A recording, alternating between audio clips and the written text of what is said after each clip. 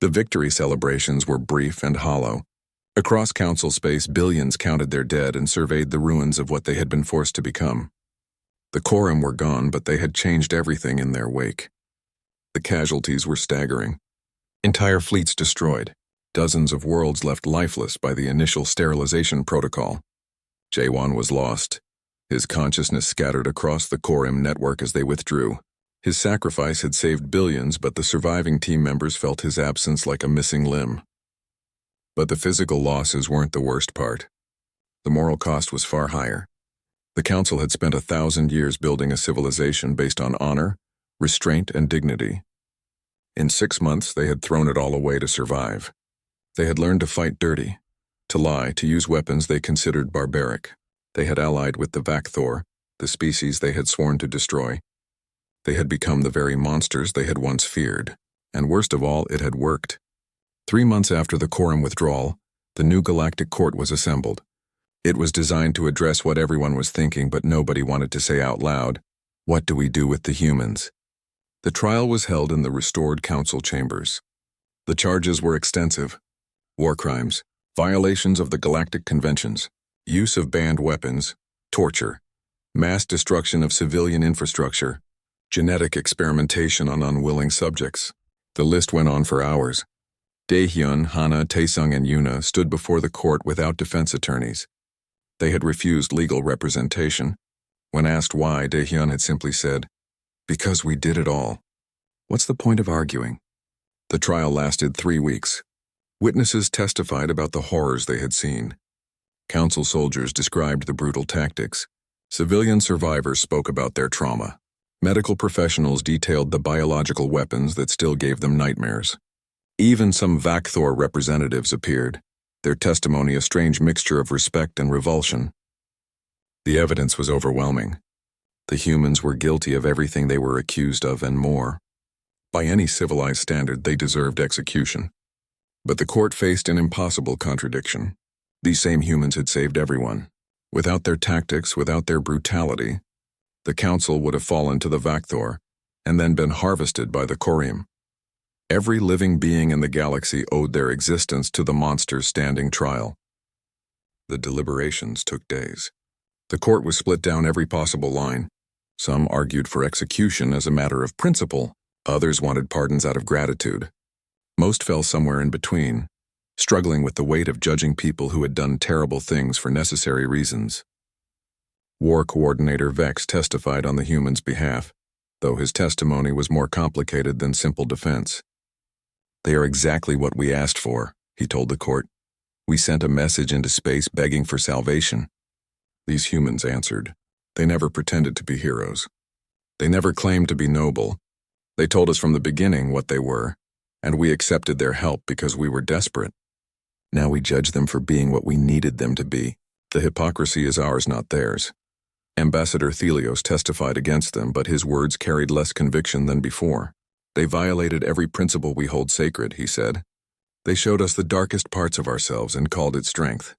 They transformed our civilization into something we barely recognize. How do we return to what we were after learning what they taught us?" He paused, looking directly at Daehyun. "But I am alive to testify because of them. My world stands because of them. My grandchildren will be born because of them. How do I balance that truth against everything else?" The court had no answer. Neither did anyone else. On the 23rd day of deliberations, they reached a verdict. It was a compromise that satisfied nobody, but was the only solution that made any sense. The humans were found guilty of all charges. Their crimes were documented and condemned. The council officially declared that their methods were abhorrent and should never be used again. The historical record would show clearly that what they did was wrong, but they would not be executed or imprisoned. Instead, they would be exiled. Earth would be given a seat on the Galactic Council, recognizing humanity as a major power. But humans would be restricted to a quarantined sector of space. They could not leave without council permission. They could not spread their culture or methods to other species. They would remain isolated, contained, but available for the next time the galaxy needed its monsters. The sentence was read before a packed courtroom. Daehyun listened without expression. When asked if he wanted to make a statement, he stood and looked at the assembled representatives. You want to know if I regret what we did? He asked. I don't. Every choice we made, every line we crossed, it was necessary. You were dying, and we saved you. The cost was high, but the alternative was extinction. You judge us now from positions of safety we created. That's your right. But remember this. When the Corium return in 1,000 years, when the next nightmare emerges from deep space, when you face something that doesn't care about your honor or your conventions, you'll know where to find us. We'll be here, in our quarantine, staying monstrous so you can stay civilized. And when you come begging for help again, we'll answer. Because that's what we do. That's what you made us do. He sat down. The courtroom was silent. The humans were escorted to their ship the next day. The journey back to their sector took 3 months. During that time, news of the trial and the verdict spread across the galaxy. Public opinion was divided exactly as the court had been. Some called for harsher punishment. Others protested that the humans should be honored, not exiled. But the decision stood. At the border of the quarantine zone, they were met by an Earth fleet. Their own people had been watching the trial closely. Some wanted to welcome their team as heroes. Others wanted to try them again for bringing shame to humanity. The political situation at home was almost as complicated as it had been in council space. But before they crossed into Earth territory, they received one final transmission. It was from a council colony world they had saved during the war. The message was simple. Thousands of civilians standing together, holding lights, saying nothing but offering silent gratitude. Then another transmission came. And another. Across council space, on dozens of worlds, civilians gathered to acknowledge what the humans had done. They didn't speak. They didn't cheer. They just stood together, holding lights in the darkness, remembering. Yuna watched the transmissions in silence. She was thinking about all the people she had killed, all the brutal choices, all the blood on her hands. She was thinking about the Vakthor Queen dying slowly, screaming in psychic agony. She was thinking about Jaewon, lost in the machine network, sacrificing himself for people who then put them all on trial. Was it worth it? She asked Daehyun quietly. He didn't answer immediately. He watched the lights. Thousands of them, millions of lives that would have been extinguished without their intervention. I don't know, he said finally. But we're alive to ask the question. That's more than we would have had otherwise. The ship crossed into quarantine. Behind them, the galaxy began the long process of rebuilding. The Council worked to restore its moral foundations, to remember the values they had been forced to abandon. The Vakthor slowly integrated into galactic society. No longer invaders, but refugees seeking a place to exist. The scars of war began to heal, though they would never fully disappear. 50 years passed. The quarantine held. Humanity remained in its designated sector, occasionally trading with the wider galaxy but never truly part of it. The humans who fought in the war became legends, their story told in different ways by different cultures. Some remembered them as saviors, others as cautionary tales. Most remembered them as both. Hana was the last survivor of the original team. Daehyun had died 15 years earlier. Heart failure from a lifetime of stress. Taesung went in an accident, testing weapons nobody had asked him to build. Yuna simply disappeared one day, walking into the wilderness and never returning. Some said she was still alive somewhere, living alone, hunting for food, finding peace in isolation. But Hana remained. She maintained a memorial station at the edge of the quarantine zone, a place where people from across the galaxy could come to learn about what had happened. The station held records, artifacts, testimonies from all sides. It didn't glorify the violence or excuse the crimes. It simply remembered. Young aliens came regularly, students studying history, trying to understand how civilized people could do such terrible things. Hana met with them all, answering questions with the same clinical honesty she had shown her patients decades before. One day, a young council citizen asked her the question they all eventually asked. Are humans truly evil? Hana was old now, her body failing, but her mind remained sharp. She looked at the young alien for a long moment before answering. We're capable of evil, she said slowly. Every species is, though most don't want to admit it. The question isn't whether you're capable of becoming a monster. The question is whether you're willing to become one to protect what you love. That's the choice we made. That's the burden we carry. She gestured out the viewport at Earth, visible in the distance, quarantine. The signatures appeared on long-range sensors 3 weeks after Hana's discovery. At first, the council thought they were reading the data wrong. The objects were too large, too numerous, moving in formations that made no biological or tactical sense. Then they got close enough for detailed scans and the truth became clear. They were machines. Thousands of them. Each one the size of a moon, constructed from materials that shouldn't exist, powered by energy sources the Council couldn't identify. They moved through space like a school of mechanical fish, graceful and terrifying. "What are they?" Vex asked, staring at the holographic display. "Corium Collective," an elderly council historian said, her voice shaking. "Ancient legends. Stories we thought were myths. Machine intelligence from before the first civilizations. They harvest biological species for genetic information, then sterilize the worlds behind them." "And the Vakthor?" Dahyun asked. "We're running from them. For over a century, by our estimates, the swarm didn't invade council space for conquest. They were fleeing for survival, building numbers to fight back." The command center fell silent. Every species present understood what this meant. The Vakthor, who had nearly destroyed them all, were just refugees. And now the real threat had arrived. The Quorum sent a communication, not through normal channels but directly into every computer system simultaneously. The message was simple and devastating. "Biological entities of this sector have been scanned and analyzed. Genetic samples collected, civilizations documented, primary directive complete. Initiating sterilization protocol. Estimated completion 47 days. Resistance is mathematically futile. Accept termination with efficiency." Panic spread across council space like wildfire. Governments collapsed. Populations rioted. Fleets scattered as officers abandoned their posts to find their families. The carefully maintained order of the Galactic Council dissolved in hours. But in the chaos, something unexpected happened. The Vakthor stopped attacking. Their forces pulled back from contested worlds and sent a message through channels they had never used before. It was clumsy, clearly translated through multiple languages, but the meaning was clear. "Machine enemy comes. Old threat. We fight together or die separate. Choose." Ambassador Thelios read the message with hands that wouldn't stop shaking. Alliance with the Vakthor, working alongside the species that had killed billions of council citizens. It went against everything the council had built. But Dahyun was already planning. He called his team together with representatives from both council military and Vakthor command.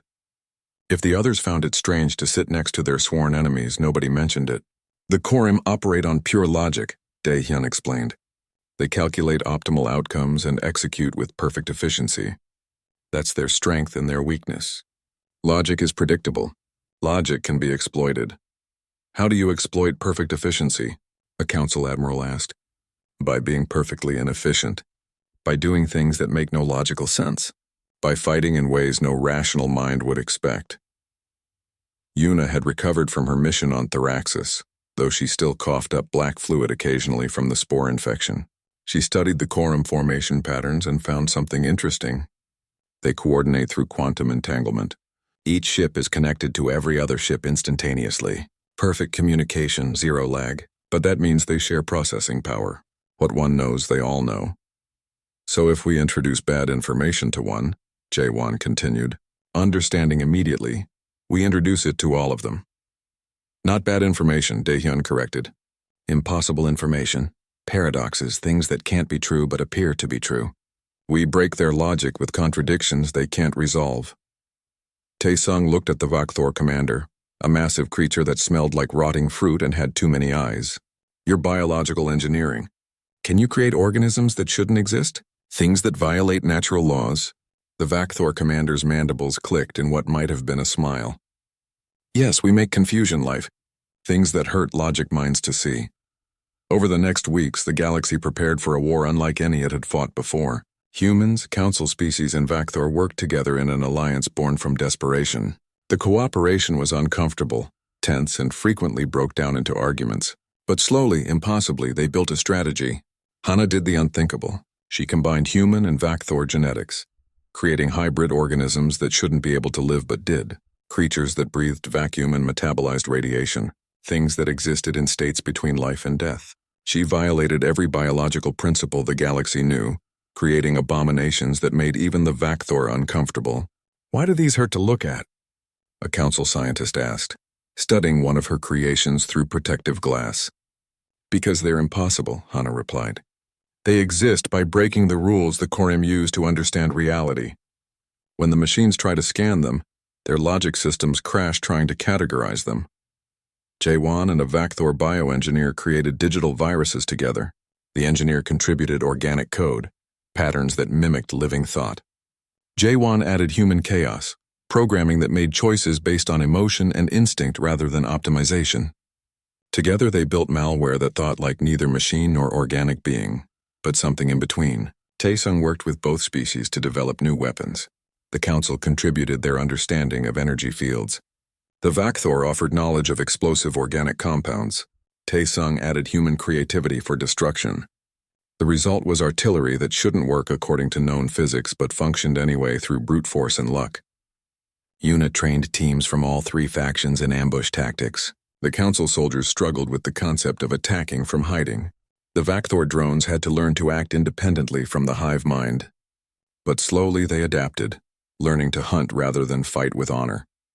Ambassador Thelios watched it all with growing horror and wonder. His people, who had spent centuries trying to leave violence behind, were learning to be violent again. But they were learning from masters.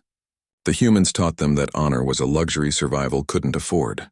You're transforming us, he told Daehyun one night. Making us more like you. We're making you more like survivors, Daehyun corrected. Every species has a breaking point. A moment where you choose between your values and your existence. You're at that moment now. And if we become monsters to survive, what then? Then you live long enough to regret it. That's more than the alternative offers. The transformation wasn't limited to the military. Thelios himself felt it happening. He had been assigned to lead a desperate evacuation of a colony world. When refugees panicked and stampeded, blocking the ships, he made a choice that would have been unthinkable months before. He had soldiers use force to maintain order. People were hurt, some died. But millions more were saved. As he watched the last ships escape, covered in the blood of people he had ordered beaten for the greater good, he understood what the humans had been trying to tell him. Monsters weren't born evil. They were created by impossible choices. Every act of violence hurt them too. But they did it anyway because the alternative was worse. The Korim reached the outer systems ahead of schedule. Their sterilization protocol was elegant and absolute. They released machines that broke down organic matter at the molecular level, converting entire biospheres into raw elements. Worlds turned gray and lifeless in hours. The first battle was a disaster. The combined fleet engaged using traditional tactics and was destroyed in minutes. The Korim's logic-based warfare was too efficient, too perfect. They predicted every move, countered every strategy, and eliminated threats with mathematical precision. But the second battle was different. Daehyun led a fleet that made no tactical sense. Ships appeared to retreat but were actually advancing. Weapons fired at empty space where targets would be seconds later. Formations shifted based on random number generators, rather than strategic planning. The Korim calculated the probability of such tactics at nearly zero. They categorized the behavior as malfunction or madness. They were wrong. Jaewon uploaded himself into the Korim network. He didn't hack it.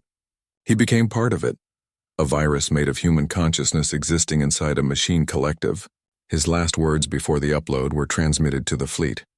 Tell my family I'm sorry, and tell the Korim they should have stayed away. Inside the network, Jaewon spread like cancer. He introduced concepts the machines couldn't process. Spite, revenge, humor. The illogical human drive to fight even when winning was impossible. He showed them humanity's greatest weapon. The ability to keep going despite knowing the odds. Thousands of Korim units froze. Their processing cores overwhelmed, trying to understand why a being would sacrifice itself for others. It didn't make logical sense. It offered no evolutionary advantage. It was mathematically inefficient. It was human. In the confusion, the fleet struck. Taesung's impossible weapons tore through Korim shields that should have been impenetrable. Hana's biological abominations spread through their ships like disease, breaking down the machine's ability to categorize what was attacking them. The Vakthor deployed weapons grown from their own bodies, organic missiles that moved with thought rather than programming. The victory at Pelion 9 divided the Council like nothing in its 1,000-year history. Emergency sessions were called. Ambassadors argued through the night. 3 distinct factions emerged, each convinced they held the moral high ground. War Coordinator Vex led the pragmatists. He was a military leader from a warrior species, scarred from decades of combat against the Vakthor. He had watched his homeworld burn and his fleet scattered. When he looked at the humans, he saw tools that worked. "We are dying," he told the council. "Our honor will make a beautiful eulogy, but our children will still be dead. These humans win battles. That is what we need." Ambassador Thelios led the traditionalists. He represented species that had built the council on principles of dignity and restraint. To him, the humans represented everything the council had evolved beyond. "If we abandon our values to survive, what have we survived as?" he argued. "We become the monsters we fight. We must find another way." But it was the civilian populations that formed the largest faction, the desperate. They didn't care about philosophy or military doctrine. They had family on threatened worlds. They wanted to live. When the humans offered protection, millions accepted despite their fears. Daehyun watched the political chaos with amusement. His team had been reassigned to the flagship, while the council decided what to do with them. They trained, they waited, and they prepared for the next mission that would inevitably come. It came sooner than expected. The Vakthor had established a major hive on the occupied world of Theraxis. From there, they launched raids across 3 sectors, killing millions. The hive was controlled by a queen, a massive creature that coordinated thousands of drones through psychic connection. Previous attempts to kill queens had failed. They were too well guarded, too deeply buried, too important for the swarm to risk losing. "We need that queen dead," Vex explained to the human team. "Every mission we've sent has been destroyed. Orbital bombardment is ineffective. The hive is too deep underground. We cannot win while she lives." Yuna studied the reconnaissance data in silence. Theraxis was completely overrun. No council forces remained. The surface was covered in organic structures that pulsed like tumors. The queen was somewhere in the central hive complex, protected by thousands of soldiers. "I'll need 6 days," Yuna said finally. "For what?" Vex asked. "Hunting."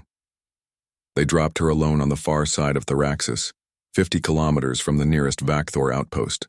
She carried a rifle, a knife, water purification tablets, and nothing else. No communications, no backup, no support of any kind. The council observers thought it was suicide.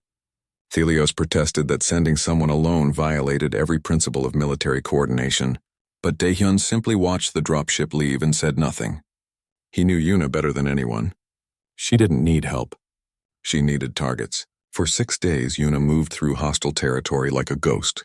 She survived on emergency rations for the first day, then switched to hunting Vakthor scouts for food. Their flesh was bitter and made her sick, but it kept her alive and moving. She never slept for more than 20 minutes at a time. She covered herself in mud and Vakthor ichor to mask her scent. She moved only when their patrol shifted. She became part of the landscape, invisible and patient. On the 3rd day, she killed her first high-value target, a Vakthor commander coordinating drone movements. One shot through its neural cluster from 800 meters. The swarm went into confusion for hours trying to find the threat. On the 4th day, she destroyed a supply route the council didn't even know existed. The Vakthor used underground tunnels to move nutrients to the queen. Yuna collapsed 3 tunnels using stolen explosives, starving the hive's center. On the 5th day, she found the queen's chamber. It was deep underground, accessed through ventilation shafts too small for Vakthor soldiers, but just wide enough for a human. Yuna spent 18 hours crawling through absolute darkness, her rifle strapped to her back, breathing air thick with spores that made her delirious. On the 6th day, she took the shot. The queen was massive, easily 20 meters long, bloated with eggs and connected to thousands of feeding tubes. She was surrounded by warriors, but they all faced outward, expecting threats from the tunnels, not from above. Yuna had emerged in a ventilation shaft directly over the queen's head. She had one chance. The weapon she used was controversial even by human standards. A kinetic penetrator designed to cause maximum internal damage while keeping the target alive as long as possible. The council had banned it for being too cruel. The shot was perfect. The penetrator punched through the queen's carapace and tumbled through her vital organs, causing catastrophic damage but avoiding instant death. The queen lived for 7 minutes, screaming psychically, feeling every moment of her death. Every Vakthor within 10 light years felt it too. The hive mind experienced the queen's agony in real time. a traumatic shock that rippled across their entire network. Thousands of drones across multiple systems froze mid-action, overwhelmed by the sensation of their leader dying slowly and painfully. Yuna barely made it out. The hive went insane with rage and grief, tearing apart everything in search of the killer. She fought running battles through the tunnels, leaving traps and diversions, killing anything that got too close. She emerged on the surface 3 days later, 40 pounds lighter, delirious from spore infection, but alive. The extraction team found her wandering the wasteland, still carrying her rifle, still scanning for threats. She fell unconscious the moment they pulled her aboard the ship. While Yuna was hunting, Jaewon was waging a different kind of war. The Council had sophisticated cyber defense systems, but they were designed to fight other AI programs and electronic attacks. They weren't prepared for what the youngest human did. He hacked into the Vacthor bio-neural network itself. The swarm communicated through organic signals, part chemical and part psychic. It was supposed to be impossible to infiltrate. But Jaewon didn't try to understand it. He treated it like any other system. Find the patterns, exploit the weaknesses, and inject the payload. His payload was memories. False memories. Memories of colonies that didn't exist and attacks that never happened. He made Vacthor hives believe they were under attack by each other. He created phantom threats that caused hives to fortify against imaginary enemies. He turned the swarm's greatest strength, their unified mind, into their greatest vulnerability. 3 Vacthor colonies self-destructed, convinced they had been corrupted by an unknown plague. 2 more went to war with each other over resources that Jaewon had invented. The hive mind, so efficient when unified, became paranoid and fractured. The Council's cyber specialists watched in horror. What Jaewon was doing went beyond electronic warfare. He was manipulating consciousness itself, implanting false beliefs into living minds, committing what they considered a form of rape on a species-wide scale. "This is abomination," one specialist whispered, watching the code flow across screens. "You're not just killing them, you're making them doubt their own reality." Jaewon didn't look away from his work. "They tried to extinct you. I'm giving them trust issues. Seems fair. How can you live with yourself? Easily, because I'm alive and so are you." "That's the point," the specialist left, shaking. Later, he would resign from his position, unable to continue working alongside humans who thought consciousness was just another system to be hacked. Ambassador Thelios confronted Daehyun in the flagship's observation deck. They stood looking at the stars, at the peaceful beauty that masked so much violence. "Your people have no limits," Thelios said. "No lines you won't cross. Yuna tortured that queen to death. Jaewon is violating the sanctity of mind itself. You fight like animals." Daehyun was quiet for a moment, then he turned to face the ambassador directly. "We fight to win. Your honor got 47 systems consumed, millions dead, billions displaced. Your beautiful principles and restraint accomplished nothing except mass graves. Our brutality saves lives. Tell me, Ambassador, which would you prefer? To lose with honor or win with shame? That's not a fair choice. War isn't fair. The Vacthor don't care about your honor. They just want to eat your worlds. We're the only ones stopping them effectively. If that makes us monsters in your eyes, fine. We'll be monsters, but we'll be breathing monsters, and so will you." Thelios wanted to argue, to explain the importance of maintaining values even in war, but the words felt hollow.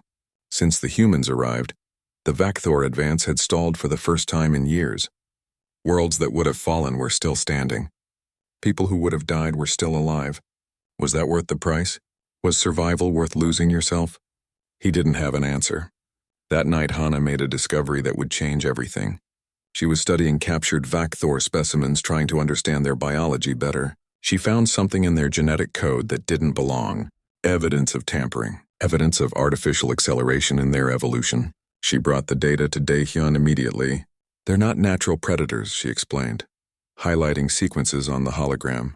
"Someone or something engineered them, or at least pushed their evolution in specific directions. And look at this. Stress markers in their DNA. Signs of trauma across multiple generations. What does that mean?" The Council gave them 3 days to rest before the first mission. They called it a defensive operation on the colony world of Pelia 9, but Daehyun recognized it for what it really was. They were being sent somewhere they would probably die, solving the Council's moral problem permanently. If the humans succeeded, wonderful. If they died, even better.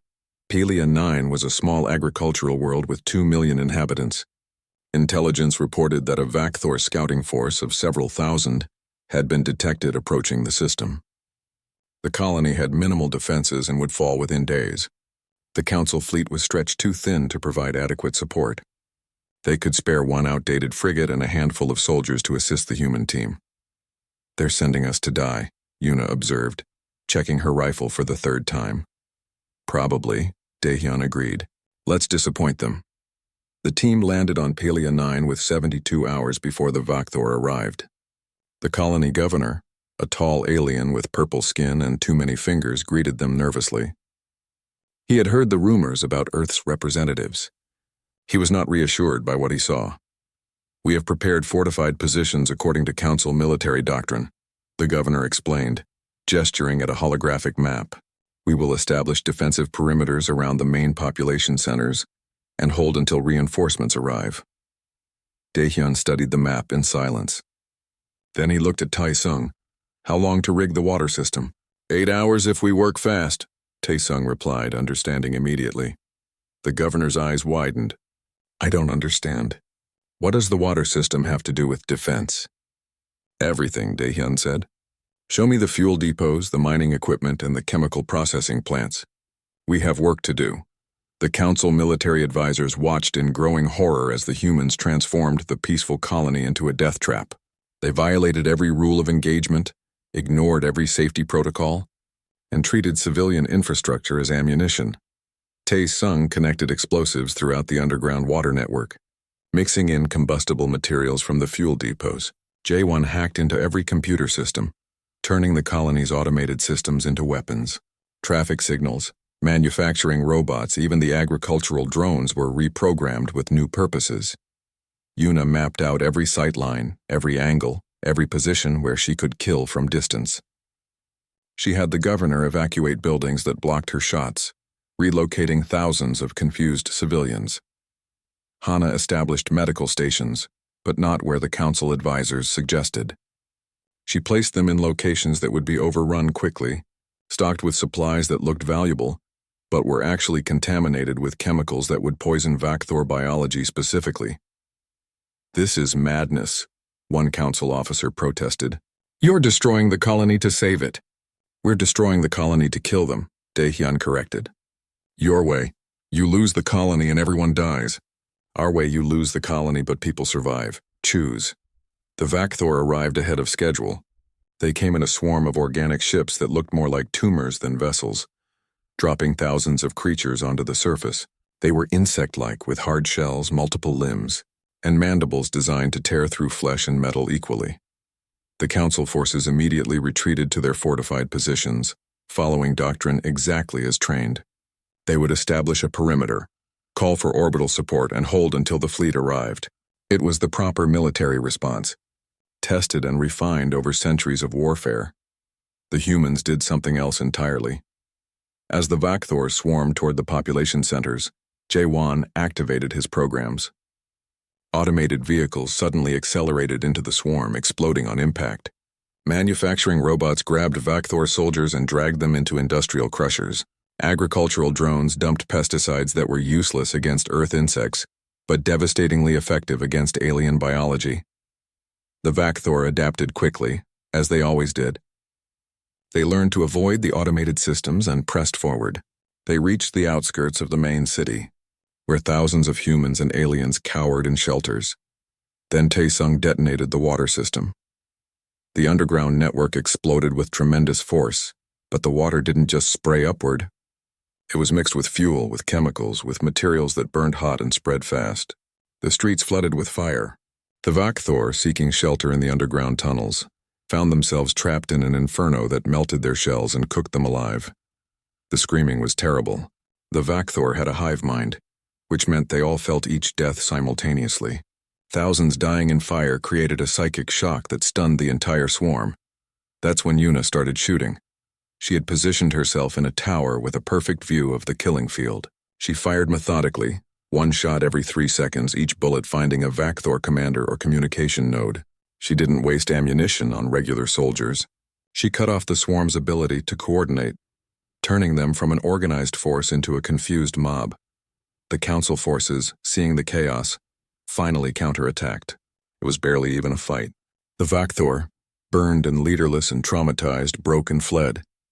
Those who tried to escape through the city found Daehyun's team waiting with weapons that violated multiple council conventions on humane warfare.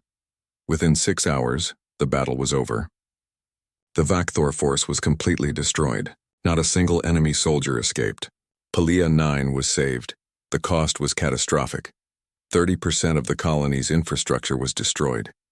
The water system would take months to rebuild. Entire neighborhoods were burned to ash. Thousands of civilians were traumatized. The environmental damage would take years to repair. The Council military advisors compiled a report listing 17 separate violations of the Galactic Conventions on Warfare. They documented the use of civilian infrastructure as weapons, the deployment of indiscriminate area denial systems, the poisoning of medical supplies, and numerous other crimes. Ambassador Thelios read the report with shaking hands. Then he read the casualty reports.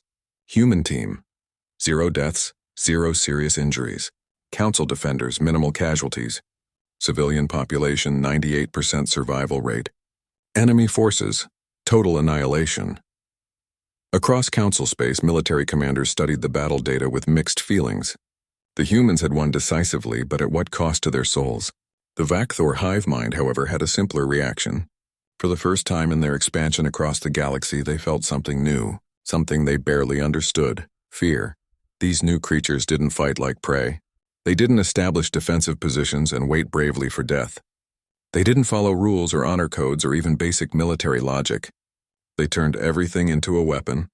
They fought like the Vakthor themselves, like a swarm, like a plague, like something that would do anything to survive.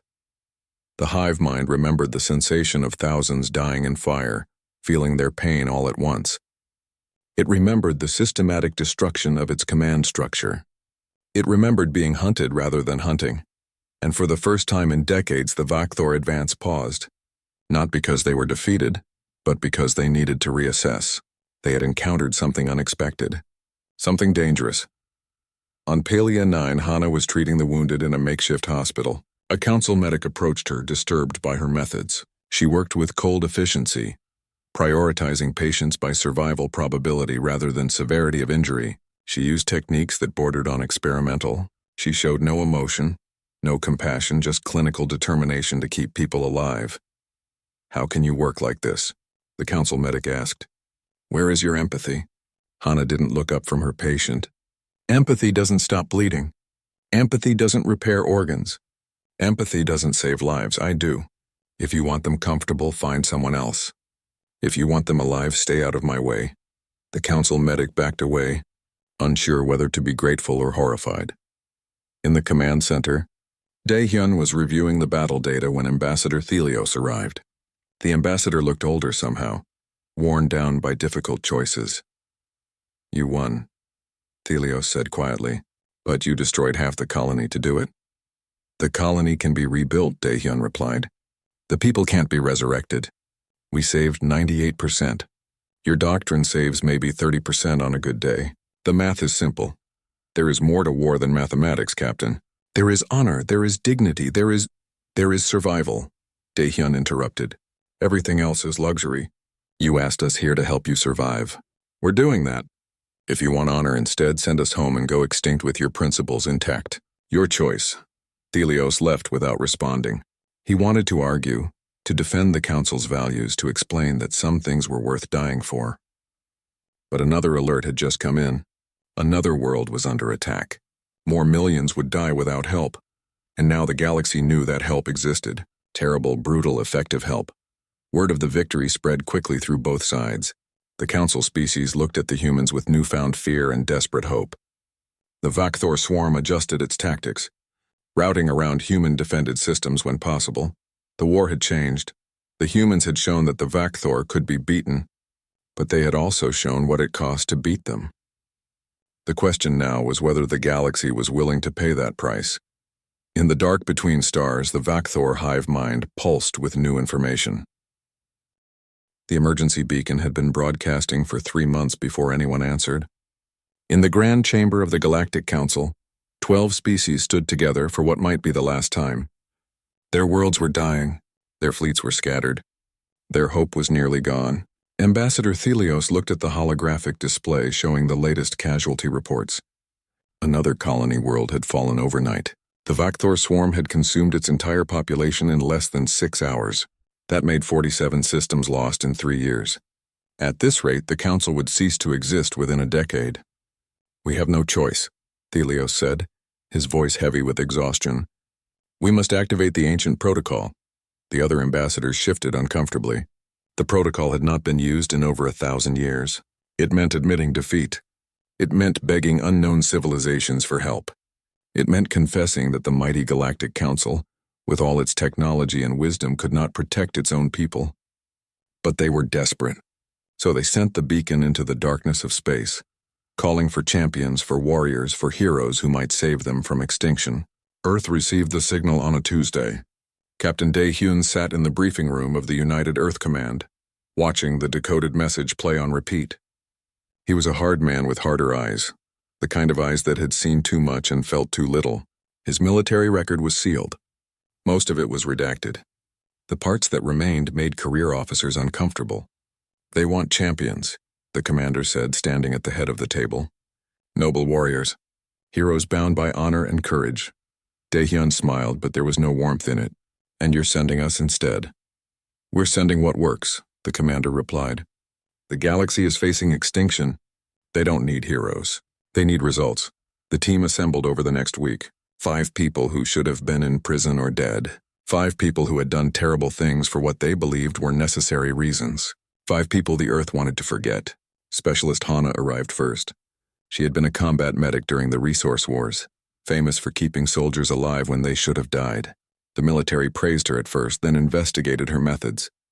They found experiments that violated every medical convention. She had tested new procedures on wounded enemies without consent. She had harvested organs from the dying to save the living. She had crossed lines that were never meant to be crossed. When they tried to court-martial her, half the soldiers she had saved threatened to riot. So they quietly discharged her instead. Sergeant Tae-sung came next. He was a demolitions expert, large and loud, with hands that could build intricate circuits or crush a man's throat with equal ease. He had leveled an entire civilian district during an insurgency, claiming it was necessary to eliminate enemy commanders. 3,000 people died. He served 5 years before being released on a technicality. He never apologized. He said he would do it again if the mission required it. Corporal Yuna was smaller, quieter, and far more dangerous. She was a sniper with 847 confirmed kills. Many of her targets were people the government officially claimed did not exist. Political rivals, corporate executives, journalists who asked too many questions. She worked in the shadows and never missed. When the investigation threatened to expose her handlers, she disappeared. They found her 3 years later living in the wilderness, hunting for food, waiting for the call to return. Private Jae-won was the youngest at 24. He looked like a student, soft-faced and nervous until you looked at his hands. They never stopped moving, always typing invisible keyboards, always thinking in code and numbers. He had crippled his own nation's infrastructure during peace negotiations, demanding better terms for war refugees.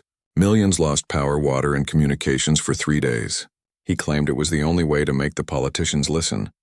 They arrested him, but within a year they realized his skills were too valuable to waste in a cell. And then there was Dae-Hyun himself. His crimes were classified at the highest levels. What people knew was that he had led guerrilla operations during the resource wars, that his unit had a 100% mission success rate, and that the enemy had put a bounty on his head worth more than a warship. What they whispered about was the methods he used, the villages he burned, the prisoners who disappeared, the biological weapons his team deployed in desperate situations. He won his war, but the victory tasted like ash. They trained together for 2 weeks, then boarded the prototype faster than light ship that would take them to Council space.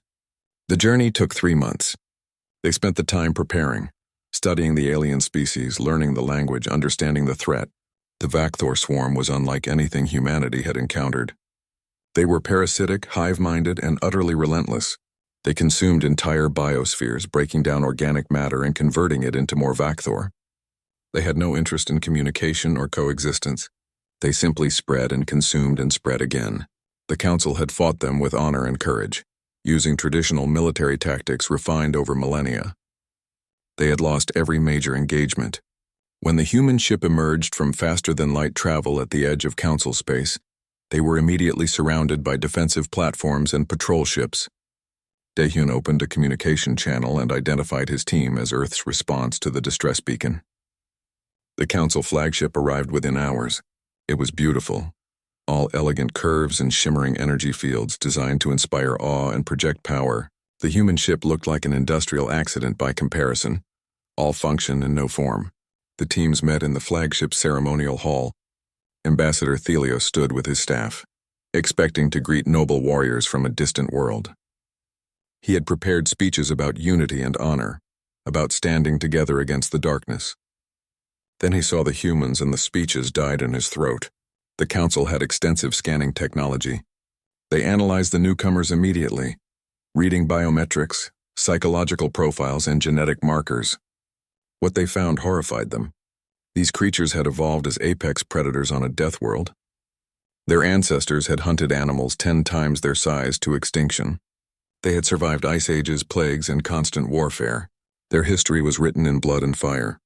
They had split the atom and immediately used it to kill hundreds of thousands of their own species. They had created weapons capable of sterilizing their entire planet, and came within hours of using them multiple times. And their psychological profiles were worse. These specific humans had elevated violence to an art form. They had committed acts that would result in immediate execution in Council space. They were killers, torturers, and war criminals by any civilized standard. Thelios felt his 3 hearts pounding in his chest. His voice shook when he finally spoke. "We asked for champions," he whispered. "What have you sent us?" Daehyun stepped forward. He was shorter than most of the aliens, but somehow more intimidating. His smile was cold and sharp. "You asked for help, Ambassador," he said calmly. "We sent what works. You wanted to win, didn't you?" The silence that followed was suffocating. The Council staff looked at each other with growing dread. They had called into the darkness for salvation, and the darkness had answered. But what if the cure was worse than the disease? What if they had invited something more terrible than the Vakthor into their home? Thelios wanted to send them back. He wanted to refuse this help and maintain the Council's moral integrity. But behind him, on the holographic display, another red alert flashed. Another world was under attack. More millions would die before the day ended. He closed his eyes and made the choice that would haunt him forever. "Welcome to the Council," he said quietly. "May the stars forgive us all.